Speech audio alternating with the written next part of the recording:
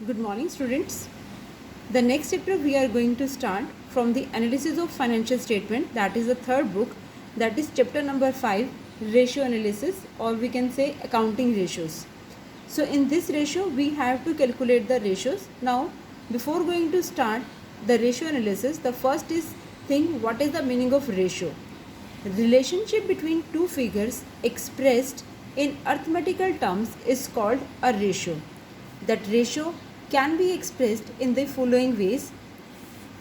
The first one is proportion, pure ratio or simple ratio. This is expressed by the simple division of one number by the another number. If we divide the one number by the other number, then the ratio can be calculated. For example आपके पास अगर current two items आपके पास है, it means you have given current assets given है आपके पास 2 लाख के, और as it is current liabilities आपको गिवन है 1 लाख की. Then you can come to know how the simple ratio of current assets to current liability is 2:1. तो current assets और करंट लाइबिलिटीज़ की जो सिंपल रेशियो है that is 2:1. As it is in the same way we can calculate the ratio in another manner, that is rate, or that is called so many times. In this type it is calculated how many times a figure is in comparison to the another figure, कि एक item जो है वो दूसरी items का कितना times है. For example यहाँ पर आपके पास क्रेडिट सेल है 2 लाख और ट्रेड रिसीवेबल्स है 40,000. इट मीन्स कि यहाँ आपकी जो क्रेडिट सेल है that is 5 times of the trade receivables. तो जो आपकी क्रेडिट सेल है वो 5 टाइम्स है ट्रेड रिसीवेबल्स के. सो that's why this ratio is can also be calculated by the so many times, कि कितने टाइम्स आपका एक आइटम दूसरे आइटम्स का कितने टाइम्स है. The third form in which the ratios can be calculated that is percentage. In this relation between two figures is expressed in the 100th form. Means percentage की form में आप जो ratios जो है वो कैलकुलेट करते हैं. फॉर एग्जांपल देखिए आपके पास कैपिटल जो है वो 10 लाख की है और जो प्रॉफिट है वो 2 लाख का है. नाउ अगर आप चेक करें कि कितना प्रॉफिट परसेंटेज है कैपिटल से, so that can be calculated 2 lakh divide by 10 lakh multiply 100 means 20%. तो ये आपने प्रॉफिट को जो कैलकुलेटेड कैपिटल से फाइंड आउट कर सकते हैं परसेंटेज की फॉर्म में. As well as the last form is to find the ratio is fraction. It means कि यहाँ जो आपका प्रॉफिट था, जो 2 लाख का प्रॉफिट है और आपकी जो कैपिटल है, अगर आप फ्रैक्शन के अंदर काउंट आउट करेंगे it means the net profit is 1/5 of the capital. जो प्रॉफिट है वो 1/5 पार्ट है कैपिटल का. So this is the fraction. So there are 4 ways to find out the ratios in the simple form, in the so many times और rate percentage rate form, next आपका percentage form और next आपका fraction form. So ratios जो है वो आपके पास जो हमारे +2 के सिलेबस के अंदर रेशोज़ का जो चैप्टर है in which the classifications of ratios are there are basically there are 4 types of ratios are there. Now today we are going to do the first type of ratio that is liquidity ratios. तो आज जो हम करेंगे वो करेंगे liquidity ratios. और liquidity का मतलब है ability of the firm to meets its current liabilities, कि कितनी जल्दी एक फर्म जो है वो अपनी लाइबिलिटीज़ को पे कर सकती है. फर्म की क्या एबिलिटी है. You man come to know here short term solvency ratios is also are used to assess the short term financial position of the concern. This indicate the firm's ability to meets current liability out of the current resources, कि business में at a time कितने current assets आपके पास available हैं, so that current obligations और the current liabilities can be paid. Short term trade pebbles of the firm are primarily interested in the liquidity ratios of the firm as they want to know how promptly और readily the firm can meet its current liability. Means कि जो आपके short term trade pebbles हैं, यानी कि जो आपको short term के लिए फर्म को अमाउंट अवेलेबल कराते हैं, तो they are always interested in the liquidity ratios of the firm, क्योंकि वहाँ से उनको ये पता चलता है कि कितनी जल्दी शॉर्ट टर्म जो लाइबिलिटीज़ हैं फर्म की क्या एबिलिटी है कि वो अपनी शॉर्ट टर्म फाइनेंशियल पोजीशन की कितनी स्ट्रॉन्ग है और कितनी जल्दी वो शॉर्ट टर्म लाइबिलिटीज़ को पे कर सकती है. तो यहाँ पर जब हम लिक्विडिटीज़ रेशियोज़ की बात करते हैं जिसमें कंपनी की, जिससे हमें फर्म की शॉर्ट टर्म फाइनेंशियल पोजीशंस के बारे में पता चलता है, फर्म की एबिलिटी के बारे में पता चलता है कि वो कितनी जल्दी अपनी शॉर्ट टर्म लाइबिलिटीज़ को पे कर सकती हैं। इसके लिए उसके पास दो रेशोज़ हैं। एक तो आपके पास है करंट रेशो, जिसे हम वर्किंग कैपिटल रेशो भी कहते हैं, और सेकेंड आपके पास है quick ratio. The another name of quick ratio is acid test ratio and the liquid ratio. So these two ratios are there in the liquid ratio. It means कि firms की short term financial position को जानने के लिए we have the two ratios, the one is the current ratio and the another one is the quick ratio, or you can say the acid test ratio. So now what we will include in this, the first we have the current ratio. Current ratio explain करती है relationship between the current assets and the current liabilities, कि firm की क्या ability है कि वो कितनी जल्दी अपनी करंट लाइबिलिटीज़ को पे कर सकती है, कितने करंट एसेट्स उसके पास अवेलेबल है. Now we come to know, we want to know here what is the current assets. Now the current assets are those assets which are likely to be converted into cash or cash equivalents within the 12 months from the date of the balance sheet. आप एक साल के अंदर अंदर कितनी जल्दी आप अपने एसेट्स को, जिन एसेट्स को आप कैश में कन्वर्ट कर सकते हैं या फिर आपके वो लिक्विड फॉर्म में है, तो that is called the current assets. इसके अंदर आपके पास आ जाती हैं करंट इन्वेस्टमेंट्स, इन्वेंट्रीज में आपको एक्सक्लूड करना है लूज टूल्स, स्टोर्स और स्पेयर्स को. Then we will include here trade receivable. In trade receivable we have the BR and debtors, जिसमें प्रोविज़न जो है वो आपके एक्सक्लूड होगा. Then cash and cash equivalents में आप लेंगे cash in hand, cash at bank, cheques. After that we have in the current assets short term loans and advances. Then we have the other current assets in which we will include prepaid expenses, accrued income and advance tax. So current assets में basically आपके पास आया current investments, inventories, trade receivables, cash and cash equivalents, short term loans and advances and other current assets. तो जो आपने चीज़ें main इसके अंदर ध्यान रखनी है, एक तो ये कि इन्वेंट्रीज में आपको लूज टूल्स और स्टोर्स एंड स्पेयर्स को इंक्लूड नहीं करना. ट्रेड रिसीवेबल्स में आपके पास BR एंड डेटर्स इंक्लूड होंगे, और जो आपके short term loans and advances हैं वो इंक्लूड है. और अदर करंट एसेट्स में आपके पास आएंगे prepaid expenses, accrued income and advance tax. After that we have the current liabilities. Now the current liabilities are the liabilities that is payable within the 12 months from the date of the balance sheet. Means कि ऐसी liabilities जो आपको 1 year के अंदर अंदर पे करनी है, that is called current liabilities, in which we will include short term borrowings, जिसमें बैंक का ओवरड्राफ्ट होगा, trade payables in which bills payable and creditors are there, other current liabilities, ऐसी current liabilities जो long term debts की current liabilities, इसका मतलब जो आपके long term debts हैं और जिसको लॉन्ग टर्म डेट्स में से जितना अमाउंट आपको 1 ईयर के अंदर अंदर पे करना है, तो so current maturity of the long term debts will include in the other current liabilities. Interest जो है बोरिंग्स के ऊपर वो पे करना है. Income received in advance, outstanding expenses, unclaimed dividend, calls in advance and short term provisions in which the provision for taxation is included. So all this are included in the current liabilities. So आपके पास current assets आया which can B converted into cash with in 1 year, and the current liabilities which the liabilities that are to be paid in the 1 year. So within a 1 year that liabilities are to be paid, that will be included in the current liabilities. So what is the objective of this liquid ratio? To calculate the liquid ratio is that is used to firm's ability to meet his short term liabilities on time, and we have the ideal current ratio is 2:1. It means कि आपका ideal current ratio 2:1 होना चाहिए. Means आपके जो current assets हैं वो आपके current liabilities से डबल होने चाहिए, मीन्स ट्वाइस होने चाहिए. So current asset should be twice of the current liabilities. जितना आपका करंट रेशो जो है वो हायर होगा उतना ही आपका बेटर होगा, बिकॉज फर्म की जो पोजीशन है वो मोर लाइबिलिटीज़ को जो है वो ईजिली पे कर पाएगी. इसके अंदर ये आपके पास होगा करंट आइडियल करंट रेशो से. अगर आपका करंट रेशो जो है वो लेस देन 2:1 है, इट मीन्स आपकी आइडियल करंट रेशो को जो फुलफिल नहीं कर रहा, तो so there is a lack of liquidity and the shortage of working capital also there. Otherwise आपने देखा कि जो आपकी करंट रेशोज है that is ideal current ratio is 2:1. It means कि जो आपकी करंट रेशो है वो सेफ है 2:1.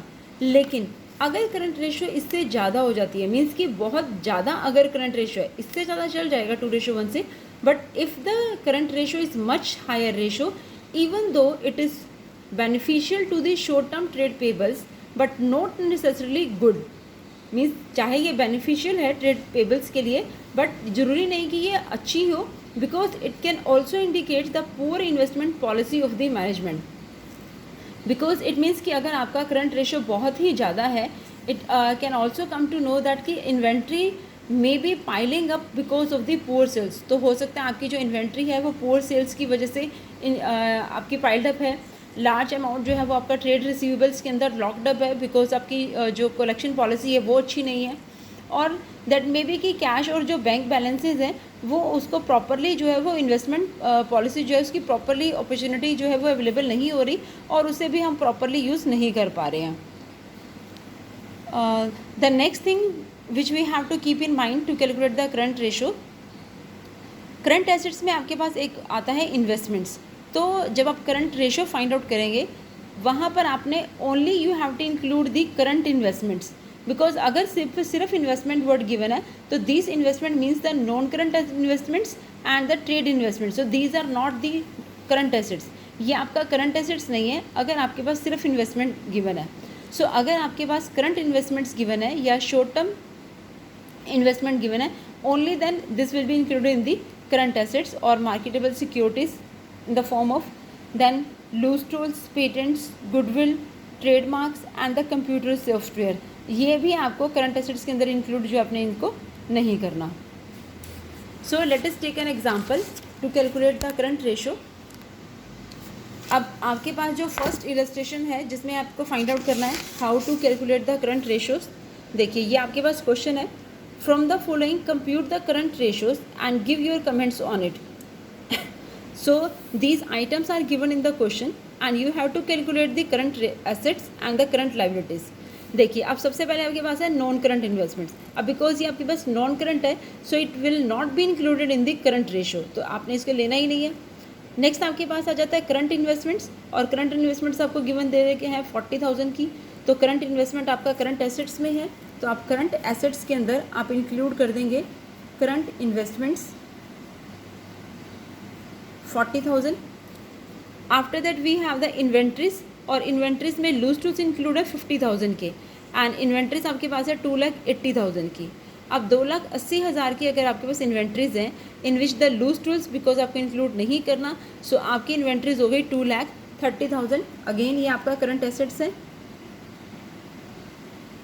तो इन्वेंट्रीज आपके पास आ गई 2,30,000 की।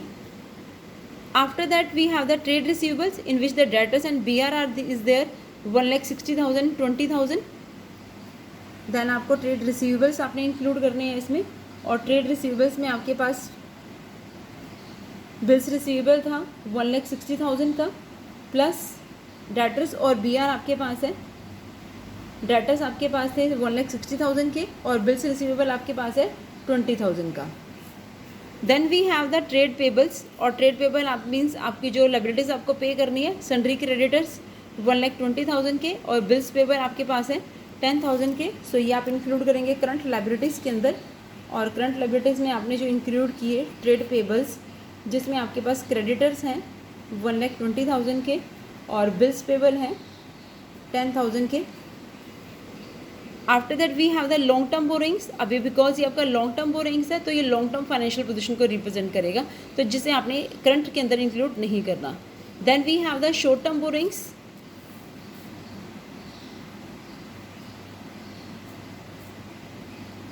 शॉर्ट टर्म बोरिंग्स थी आपके पास 50,000 की, प्लस शॉर्ट टर्म बोरिंग्स के बाद है आपके पास short term provisions, provision for tax, again आपकी लायबिलिटीज़ है, तो ये आप इंक्लूड करेंगे लायबिलिटीज़ में provision plus provision 20,000। And the last item we have given is cash and bank balance which is the current asset of 30,000। तो यहाँ आपने cash and bank balance include किया, दैट इज़ ऑफ 30,000। सो ये आपके पास सारे current assets आ गए 40,000, 2,30,000, 1,60,000, 20,000 and 30,000. So these are total current assets is 4,80,000. After that trade payables are we have 1,20,000, 10,000, 50,000 and 20,000. So that is total is 2 lakh. Now we have to find out the ratios. Current ratio का आपका formula था current assets upon current liabilities. अब आपके जो current assets हैं वो आए आपके पास 4,80,000. Now we have the current liabilities that is 2 lakh. Now in the simple ratio we have to calculate the current ratio, which is 2.4. So we have the current ratio is 2.4:1, which is आपका जो ideal current ratio था वो थी आपके पास 2:1 and this is more than the ideal current ratio. It means कि आपकी जो current assets हैं दैट जो आपके करंट लाइबिलिटीज़ से डबल होने चाहिए थे और आपकी जो करंट रेशियो है वो 2.4:1 है. और हम ये कह सकते हैं कि हमारी जो शॉर्ट टर्म फाइनेंशियल पोजीशन है वो बिज़नेस की काफ़ी अच्छी है और अपनी जो करंट लाइबिलिटीज़ को फर्म जो है वो ईजिली टाइमली पे जो है वो पे कर सकती है. So this is the all about the current ratio, how to calculate the current ratio. Now the next liquidity ratio that is to be calculated to know the short term financial position of the firm is quick ratio, or we can the another name of the quick ratio is liquid ratio and the acid test ratio. This ratio indicate whether the firm is in a position to pay its current liability within a month or immediately. Means कि अगर firm को अपनी liabilities को eight a time पे पे करना हो तो फर्म की क्या पोजीशन है सो दैट कि फर्म जो है वो अपनी लाइबिलिटीज़ को पे कर सके. तो इसी लिक्विडिटी रेशियो का ये सेकंड पार्ट है लिक्विड क्विक रेशियो, जिसमें आप लिक्विड एसेट्स या फिर जो क्विक एसेट्स हैं उसके अंदर आप इंक्लूड करते हैं दैट जो आपका कैश के अंदर बहुत जल्दी कैश के अंदर कन्वर्ट किया जा सकता है, जिसके अंदर तो सारे के सारे जो आपके करंट एसेट्स थे वो आपके लिक्विड एसेट्स में ही होंगे जो अपने करंट एसेट में अभी हमने जो लिए थे, एक्सेप्ट आपने इन्वेंट्री और प्रीपेड एक्सपेंसेस को इसके अंदर इंक्लूड नहीं करना. अदरवाइज जितने भी आपके करंट एसेट्स हैं all assets are included in the liquid assets. Prepaid expenses because क्योंकि वो तो कैश में कन्वर्ट किए ही नहीं जा सकते, that's why we are not going to include in the liquid assets. और जो इन्वेंट्रीज है that is to be sold for conversion in cash. तो इतनी जल्दी जो आपकी इन्वेंट्री है वो भी आपका इतनी जल्दी सेल नहीं होगा. सो इसलिए हम ट्रेड रिसीवेबल्स जो आपके लिक्विड एसेट्स हैं, लिक्विड एसेट्स में आप इन्वेंट्री और प्रीपेड एक्सपेंसेस को इंक्लूड जो है वो अभी आप नहीं करेंगे क्योंकि आपकी जो इन्वेंट्री है वो काफ़ी टाइम लेगी उसको सेल करने के लिए. So that's why we are not going to include the inventory and the prepaid expenses. और जो आपकी liquid ratio ideal liquid ratio है दैट इज़ 1:1. इट मीन्स कि बिकॉज आपको at a short period of time means immediately you have to आपको analyse करना है कि आप कितनी जल्दी अपनी करंट लाइबिलिटीज़ को पे कर सकते हैं. So that's why the ideal liquid ratio is 1:1.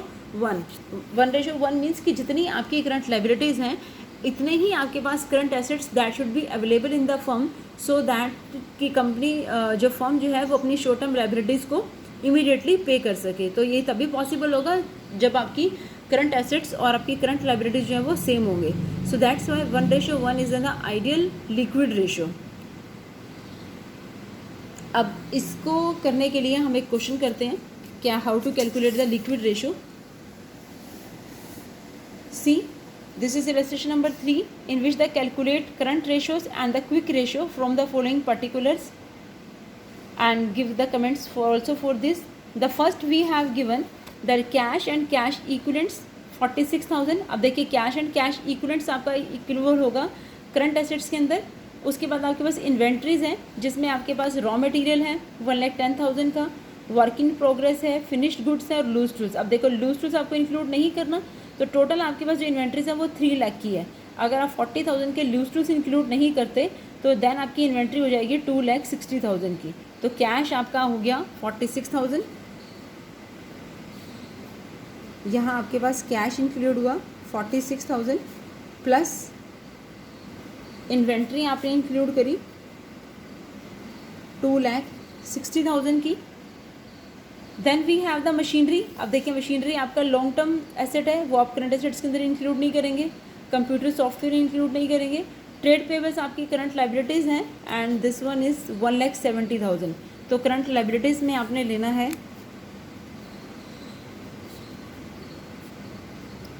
Trade payables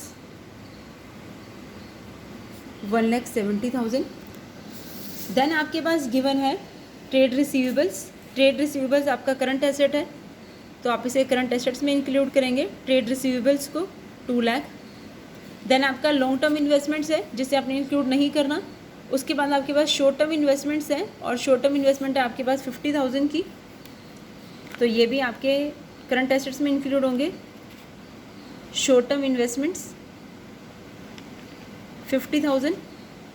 after that आपके पास है liabilities for the current taxation, तो जो आपकी करंट लायबिलिटीज़ है वो आपको पे करनी है, तो ये आपकी लायबिलिटीज़ है current liabilities. Liability for current taxation which is of 30,000। Then आपका liability for the future taxation है, it will not be included. Bank overdraft आपका इंक्लूड होगा करंट लायबिलिटीज़ के अंदर, तो बैंक ओवरड्राफ्ट आपने इंक्लूड किया, that is of 60,000। Then dividend payable आपका इंक्लूड होगा। डिविडेंड पेबल आपके पास है 50,000। इसके बाद आपके आउटस्टैंडिंग एक्सपेंसेस हैं again which is of current liability 10,000। Then last में आपके पास है प्रीपेड एक्सपेंसेस जो कि आपके पास करंट एसेट्स हैं, तो प्रीपेड एक्सपेंसेस आपके जो करंट एसेट्स हैं वो आपके पास आ गए 20,000 के। ठीक है, तो ये आपने सारी इंक्लूड कर लिए करंट एसेट्स के अंदर, cash, inventory, trade receivables, short term investments, और लास्ट में आपने लिए थे प्रीपेड एक्सपेंसेस। तो टोटल जो आपके पास करंट एसेट्स इंक्लूड हुए वो हुए 5,76,000। इसी तरह से करंट लायबिलिटीज़ में आपने लिया ट्रेड पेबल्स, करंट टैक्सेशन की liability, bank overdraft and dividend payable. तो ये आपके पास जो टोटल करंट लायबिलिटीज़ आई वो आपके पास आ रही हैं 3,20,000 की। तो जब आप करंट रेशो फाइंड आउट करेंगे तो करंट रेशो का आपका फॉर्मूला था current assets upon current liabilities, जिसमें आपके पास करंट एसेट्स हैं 5,76,000 के और करंट लायबिलिटीज़ हैं 3,20,000 की। तो आपकी रेशो जो आ जाएगी 1.8:1, ये आपकी करंट रेशो है, बिकॉज आपका आइडियल करंट रेशो जो था वो 2:1 था। तो यहाँ जो आपकी करंट रेशो है वो 1.8:1 है which is less than the ideal ratio. तो हम यहाँ पर ये कह सकते हैं कि फर्म की जो फाइनेंशियल पोजीशन है कंपनी की दैट इज़ नॉट सेटिस्फैक्ट्री, वो सेटिस्फैक्ट्री नहीं है बिकॉज आपका 2:1 जो है that should be there. Now we have to come to include in the liquid assets. अब आपको जो सेकंड रेशो आपको फाइंड आउट करनी है दैट इज़ क्विक रेशो, जिसमें आपको लिक्विड एसेट्स में लेने हैं। लिक्विड एसेट्स का मतलब है जितने भी आपके टोटल एसेट्स थे, जो भी आपके करंट एसेट्स हैं वो आप सारे ले सकते हैं। उस करंट एसेट्स में से आपको इन्वेंट्री नहीं लेना क्योंकि एट अ टाइम पे आप इन्वेंट्री सेल नहीं कर सकते हैं, प्लस आपका प्रीपेड एक्सपेंसेस है which can not be converted into cash. So these 2 items should be included to find out the liquid asset. तो आपके जो करंट एसेट्स थे उस वो आपके पास टोटल थे 5,76,000 के, जिसमें से आपको इन्वेंट्री नहीं लेना और वो इन्वेंट्री थी आपकी 2,60,000 की। प्रीपेड एक्सपेंसेस नहीं लेने जो आपके पास थे 20,000 के। Now we have the liquid assets is 2,96,000। तो ये आपके पास लिक्विड एसेट आ गए।